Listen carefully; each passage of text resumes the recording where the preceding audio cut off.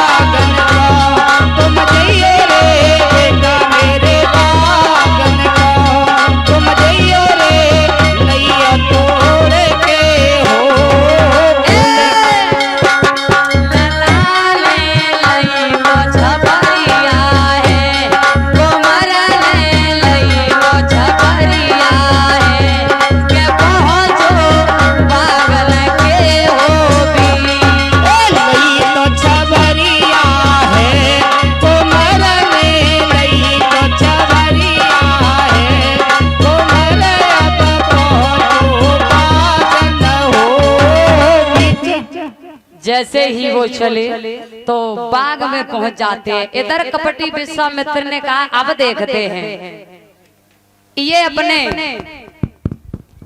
बेटे को कैसे बचाएगी। मेरे श्रोतागण बंधुओं, जैसे ही रोहितास चला तो कपटी विश्वामित्र ने सर्प का रूप धारण कर लिया, एक बहुत सुंदर अच्छे फूल में छुप गई। रोज रोज वह बेटा रोहितास हाथ डालता जाता है, फूल को तोड़ता है, रख लेता है।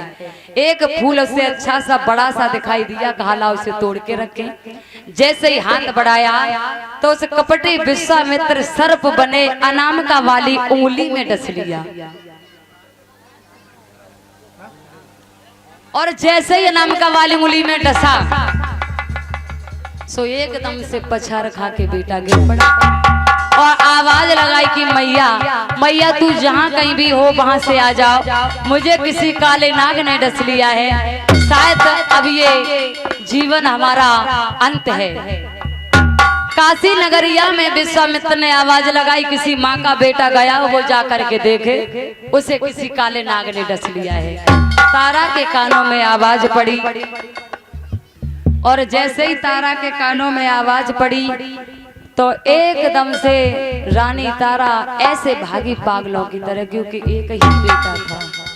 जिस माँ का एक ही बेटा हो, आगे पीछे कोई सहारा न हो, तो आप ही अंदाज लगा सकते हैं कि वो माँ जीवित कैसे रह सकती है। जिसका बेटा ही अदबर की नैया में हो, वो क्या माँ तो बच जाएगी। और बेटा के वियोग में भागी, और जैसे ही बेटा के पास भागी तो बेटा तड़फ रहा था, मुंह से झाग निकल रहा था और सारा शरीर नीला पड़ गया था। काफी देर हो गई बेटा के पास पहुंचने में, चिल्ला रहा है। और जैसे बेटा के पास पहुंची तो भाग करके उठाया और अपने लाडले को गोद में रख लिया और कहा कि बेटा बेटा तुझे क्या हो गया है? अरे मैं तेरे पास हूँ, तेरे पिता ही तो नहीं है लेकिन मैं तेरे हर वक्त साथ हूँ, लेकिन तू मुझे छोड़ के न जा, मेरा तेरे अलावा कोई नैया का खिवैया नहीं है, मैं तो तेरे बगैर मर ही जाऊंगी।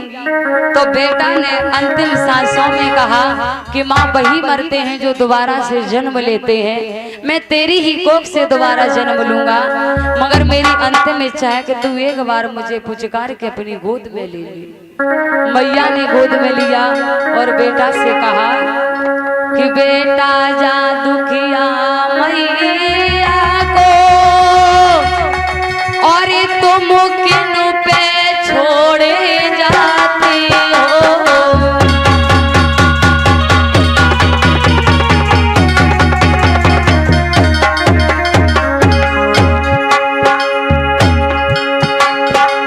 बेटा जा दुखिया मैया को, तुम किन पे छोड़े जाते हो,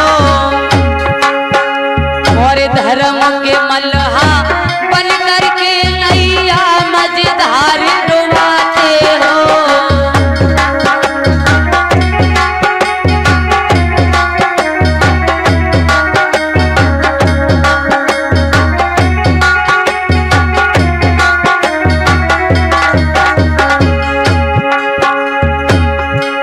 बेटा ने अंतिम शब्दों में समझाया, माँ मेरी जुबान रुक रही है, तुम केवल मेरे कहने पर ध्यान दो। मेरी माता ये दुनिया आनी जानी है, रहना न किसी को यहाँ पर मैया भूमि वीरानी है। मेरी मात ध्यान मेरे कहने पे दीजो, राम राम कह रोहिदास ने प्राण तो तज दिए। जाकी मंडिया रह गई कड़ी के हंसा स्वर्ग से धानो है, जाकी मंडिया रह गई कड़ी कि तोता स्वर्ग से धानो है।